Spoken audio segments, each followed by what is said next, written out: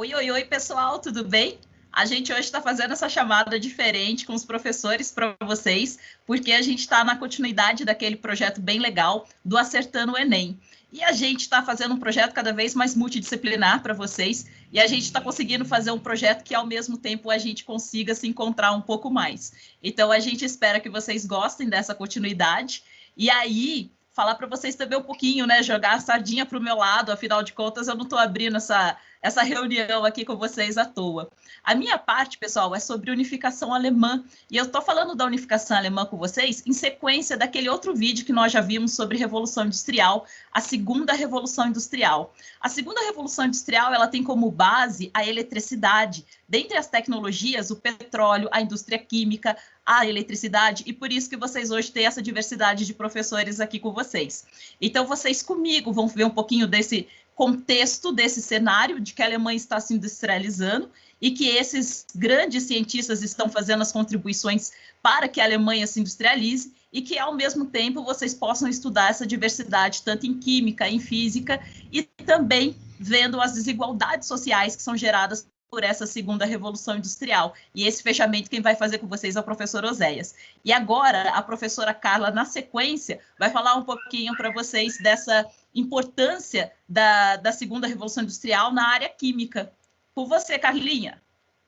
E aí, pessoal, tudo bem?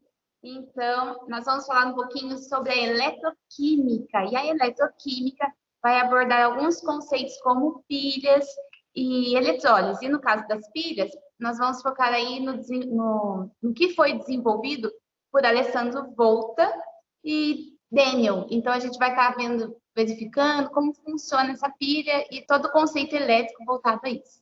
E agora eu passo a bola para a Marília. Olá, pessoal! Então, com base no que a professora Silvia falou com vocês e a professora Carla também, vocês já devem imaginar que em física o que a gente vai trabalhar, né, é o conceito de circuitos elétricos. Nós já conversamos sobre circuitos que estão em série, circuitos que estão em paralelo, e dessa vez, hoje, o material que a gente preparou para vocês, na área de física, está bem voltado para as leis de Kirchhoff, tá? Então, muita atenção. Como vocês sabem, tem muitos detalhes, né? Existem muitos detalhes, a gente precisa analisar uma série de coisas, e no final, o que a gente vai precisar? A gente vai precisar de um conhecimento matemático muito bem embasado. E quem vai ajudar vocês para resolver esses sistemas é o professor Maurício, né, Maurício? Fala, galera, terceiro ano, beleza? Como a professora Marília disse, para resolver aí os problemas de eletricidade, leis dos nós, leis das malhas, né, as leis de Kirchhoff, a gente vai precisar da tão importante e útil matemática. Então, eu fiz aí um vídeo para vocês, mostrando aí a resolução de sistemas de equações com 3 incógnitas, que serão muito aí úteis para a resolução do cálculo das correntes elétricas dos circuitos. Beleza, galera? Então, agora eu vou passar a bola aí para o nosso querido professor Oséias. É com você, Oséias. Obrigado, Maurício. Olá, pessoal, terceiro ano. Tudo bem com vocês? Saudades. Pessoal, estou aqui para apresentar para vocês um xodó, um projeto muito legal, me dando muito prazer em fazer, convidando alunos, né? O nome do projeto chama-se Meu Amigo Leitor, e aí estamos com a lista, né, de obras da FUVEST, da Unicamp, com duas, que uma vai tratar das obras, das letras dos Racionais MCs, e aí entra nesse clima, né, do que a Silvia colocou, do protesto, enfim, da desigualdade social. E o segundo vídeo volta um pouquinho no tempo, lá no classicismo, século XVI, Camões, muito contexto histórico, muita coisa legal. Aproveitem, o projeto está maravilhoso, interdisciplinar, show de bola. Não deixe de acompanhar todo o vídeo. Tchau, tchau. Obrigado. Falou, pessoal! Oi, oi, oi, pessoal, tudo bem? Em continuidade às nossas aulas anteriores, hoje a gente vai falar sobre unificação alemã. A gente já viu alguns cientistas alemães que contribuíram para a área da física e hoje o foco do nosso cientista é o Gustav Kirchhoff, que a professora Marília vai conversar com vocês um pouquinho. E eu venho contextualizar a Alemanha que o Kirchhoff vivia. O Kirchhoff, ele presencia a unificação alemã e eu trago hoje para vocês esse processo de unificação alemã que permite com que a Alemanha se industrialize. A unificação alemã começa em 1864 e vai até 1871. Porém, a gente precisa entender algumas coisas. Esse processo de unificação da Alemanha vai ser liderado pela Prússia. e 2 nomes se destacam, o do rei Guilherme I e o do primeiro-ministro Otto von Bismarck. A Prússia tinha uma capacidade bélica, um poderio militar muito grande, e a Prússia acaba se envolvendo, inclusive, em 3 guerras para promover este processo de unificação da Alemanha. O primeiro conflito é chamado Guerra dos Ducados, em 1864, contra a Dinamarca. O segundo conflito é chamado de Guerra das 7 Semanas ou Guerra Austro-Prussiana, contra a Áustria. É claro que uma guerra que dura 7 semanas já faz a gente entender o quanto que a Prússia tinha um poderio militar muito alto. E a terceira guerra é a Guerra Franco-Prussiana, que faz com que a França perca 2 territórios muito importantes, Alsácia e Lorena, produtora de carvão e de ferro. Ou seja, a Alemanha vai se tornando forte a partir de conflitos, a partir de guerra e a partir de atitudes nacionalistas. Porque para juntar 39 estados, precisa ter um nacionalismo muito grande envolvido. E é claro que para se envolver em 3 conflitos, né, em 3 guerras, como a Guerra dos Ducados, a Guerra Austro-Prussiana e a Guerra Franco-Prussiana, e a Prússia ganhar todos os conflitos, a gente precisa entender quem está financiando isso. Então, a gente também precisa entender que para haver a unificação alemã, 2 camadas sociais muito importantes dentro da Prússia vão se unir. A burguesia e os grandes proprietários de terras chamados de Junkers. Essas 2 camadas vão se unir, percebam que são camadas elitizadas, burguesia e grandes proprietários de terra. Percebam que a unificação alemã não tem participação popular e é um processo nacionalista. E por que isso é importante para você saber? Para você lembrar disso e responder 2 questões que a gente vai ver já já. Outra coisa importante que você precisa guardar é como que a Alemanha vai se industrializar de uma maneira tão forte. Não são só esses cientistas, mas tem que ter algum tipo de política também que vá promover a industrialização da Alemanha. E essa política se chama Zollverein, feita em 1834, que na verdade era a união aduaneira desses 39 estados. Então, o Zollverein vai promover a industrialização forte da Alemanha e vai promover também o fortalecimento do país em torno da burguesia e em torno dessa elite de grandes proprietários. Então, Zollverein vai promover a industrialização da Alemanha, assim como vai promover também o fortalecimento da Alemanha. Isso porque a gente tem um processo de burgueses e grandes proprietários. Não se esqueçam que a unificação alemã é um processo nacionalista, é um processo que envolve dinheiro, elite, não é um processo que envolve a população. E quando acaba esse processo de unificação alemã, a Alemanha inicia o que a gente chama dentro da história de Segundo Reich, Segundo Império.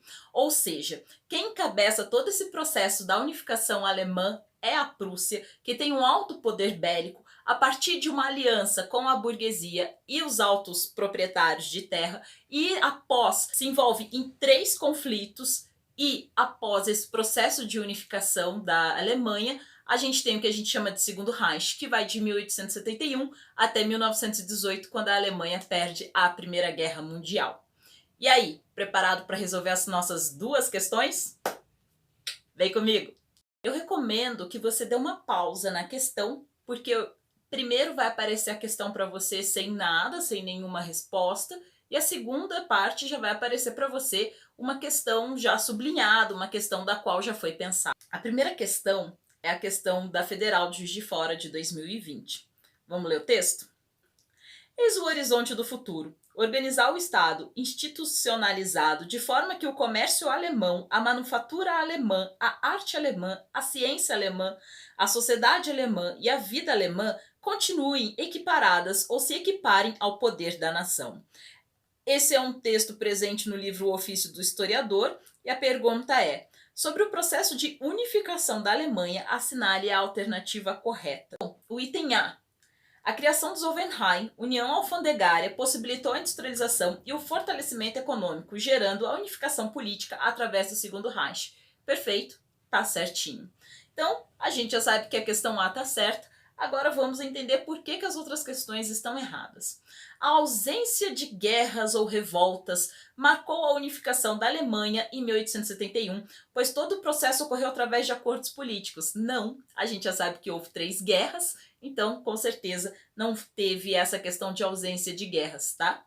Item C. No período de Bismarck, elementos socialistas, o Bismarck ele era nacionalista, né? Não tem absolutamente nada a ver com elementos socialistas.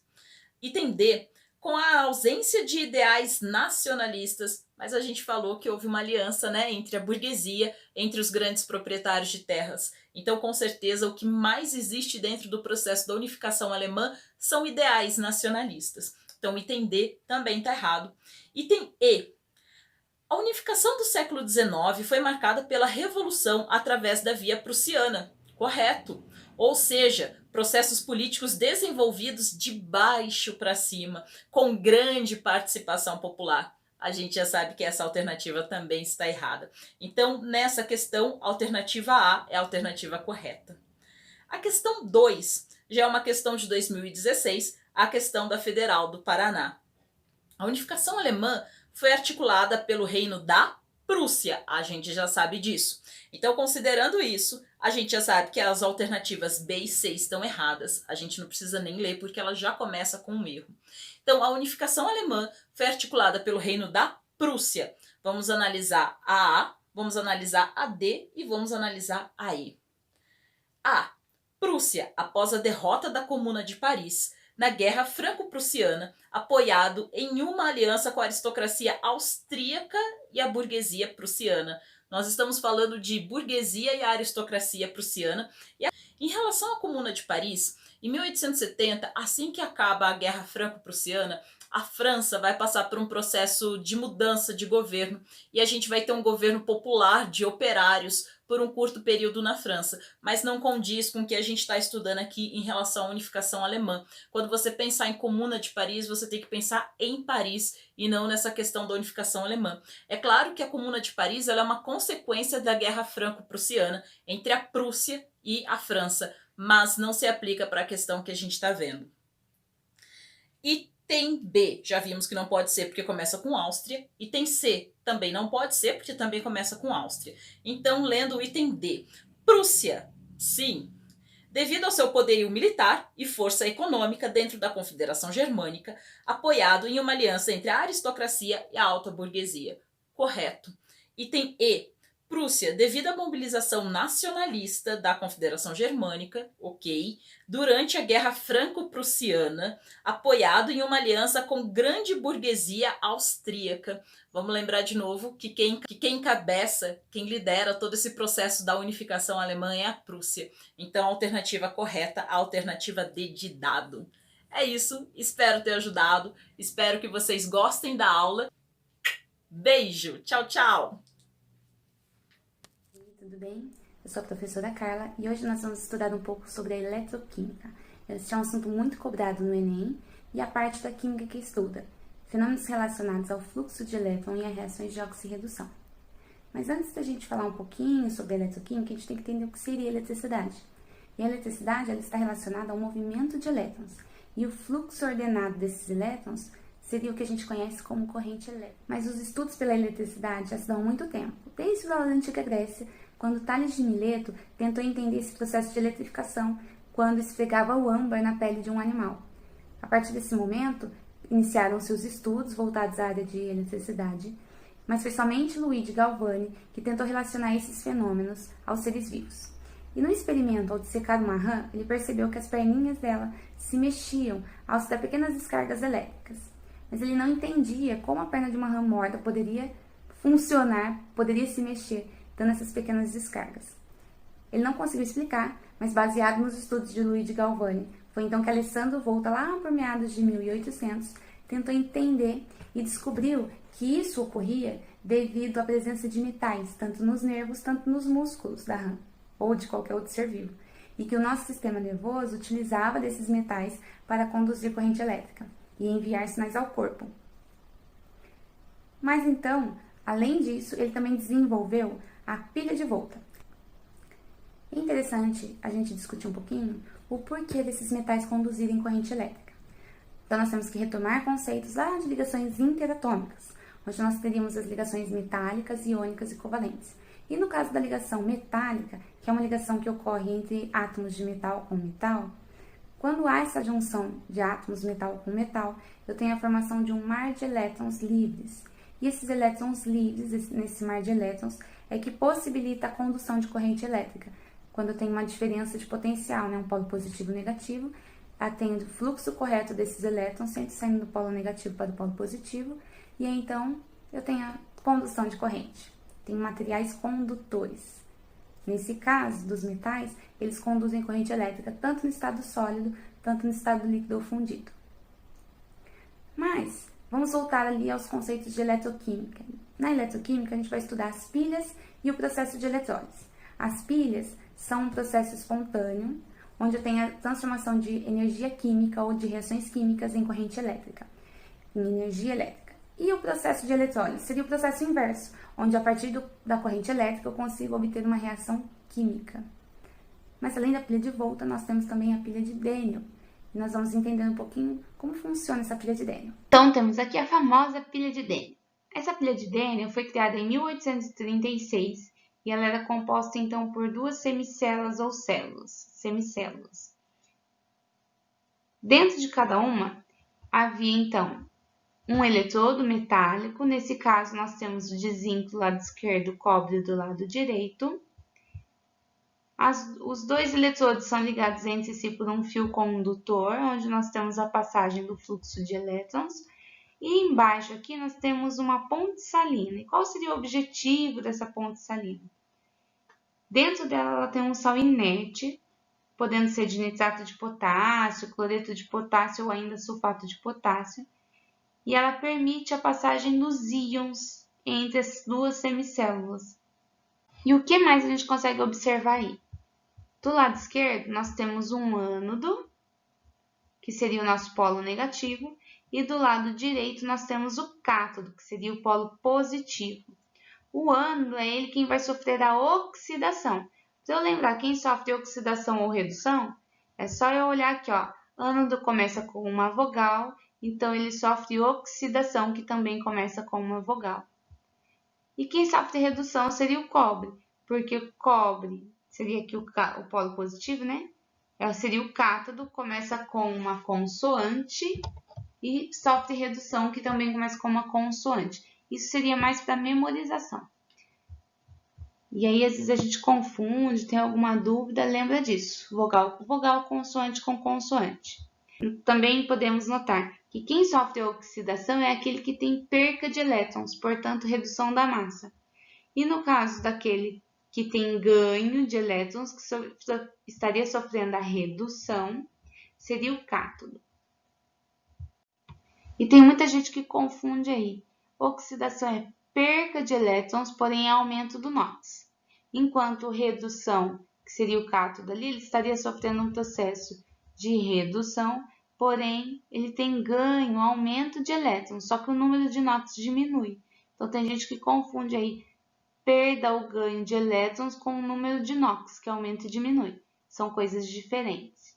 Temos só que lembrar disso daí. E quais seriam as possíveis representações da pilha de Daniel? A gente pode aí representar a sua reação global a partir das duas semi-reações, a do ânodo e a do cátodo.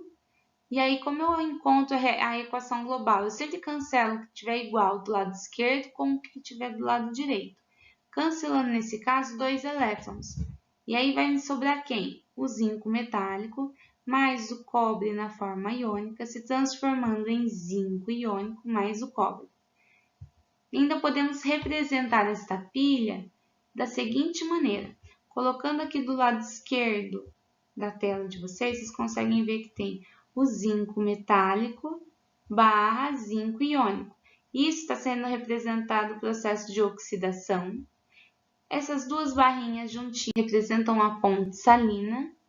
E aqui nós temos, então, do lado direito, quem sofreu a redução, que seria o cobre iônico, que se reduziu a cobre metálico. E agora que vocês já entenderam um pouco sobre eletroquímica, vamos analisar algumas questões que foram cobradas no Enem. Questões. A primeira é do Enem de 2009. Para que apresente condutividade elétrica adequada, há muitas aplicações. O cobre bruto, obtido por métodos térmicos e purificado eletroliticamente.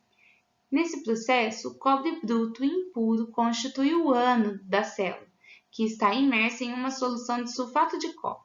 À medida que o cobre impuro é oxidado, no ânodo, íons de cobre 2+, da solução são depositados na forma pura no cátodo.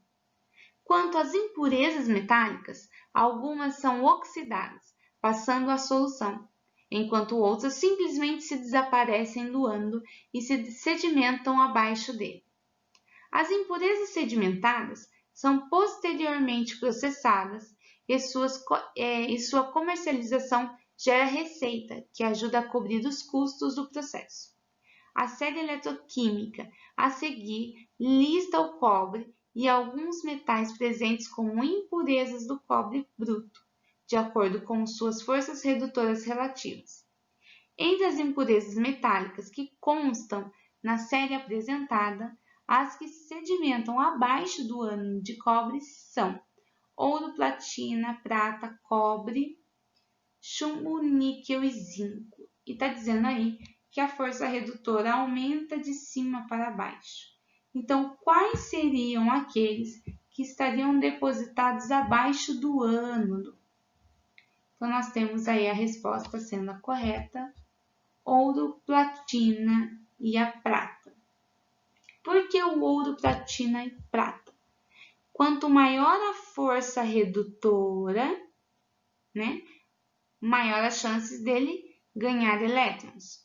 Mas quanto menor a força redutora, maior as chances, então, dele perder elétrons e sofrer o processo de oxidação.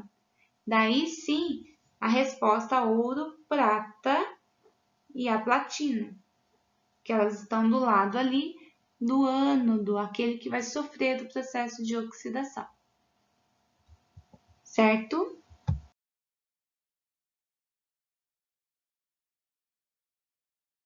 A segunda questão que eu trouxe para vocês foi do Enem de 2012, a questão 82. E o boato de que lacres das latas de alumínio teriam um alto valor comercial levou muitas pessoas a juntarem esse material na expectativa de ganhar dinheiro com sua venda. As empresas fabricantes de alumínio esclarecem que isso não passa de uma lenda urbana, pois ao retirar o anel da lata, dificulta-se a reciclagem de alumínio. Como a liga da qual é feita, o anel contém alto teor de magnésio. Se ele não estiver junto com a lata, fica mais fácil ocorrer a oxidação do alumínio no forno. A tabela apresenta as semi-reações e os valores de potencial padrão de redução de alguns metais. Com base no texto e na tabela, que metais poderiam entrar na composição do anel das latas com a mesma função do magnésio, ou seja, de proteger o alumínio da oxidação nos fornos e não deixar diminuir o rendimento da sua reciclagem. Letra A, somente o lítio, pois ele possui menor potencial de redução. Letra B, somente o cobre, pois ele possui maior potencial de redução. Somente o potássio, pois ele possui potencial de redução mais próximo do magnésio. Letra D, somente o cobre e o zinco, pois eles sofrem oxidação mais facilmente que o alumínio. Ou somente o lítio e o potássio, pois seus potenciais de redução são menores que o de alumínio. Então, eu tenho que analisar o seguinte, lembrando daquele metal de sacrifício. O que seria um metal de sacrifício? Seria aquele que vai se oxidar primeiro, mantendo a estrutura principal. Então, um barco, por exemplo, se ele é todo feito de ferro, ele tem que ter um material de sacrifício do lado externo, para que primeiro corroa a parte externa, esse material de sacrifício, que é aquele que vai oxidar primeiro, e depois sim a sua estrutura. Isso dificulta e deixa mais lento o processo de oxidação de um determinado material. Nesse caso, eu teria que ter, então, um potencial aí para a oxidação muito maior. E qual dessas substâncias teria um potencial para a oxidação? Todos aqueles que forem menor do que o alumínio. Nesse caso, como tem uma tabelinha aqui que apresenta o potencial padrão de redução, quem tiver menor potencial de redução. Bom, espero que tenham entendido e bora arrasar no Enem. Até mais!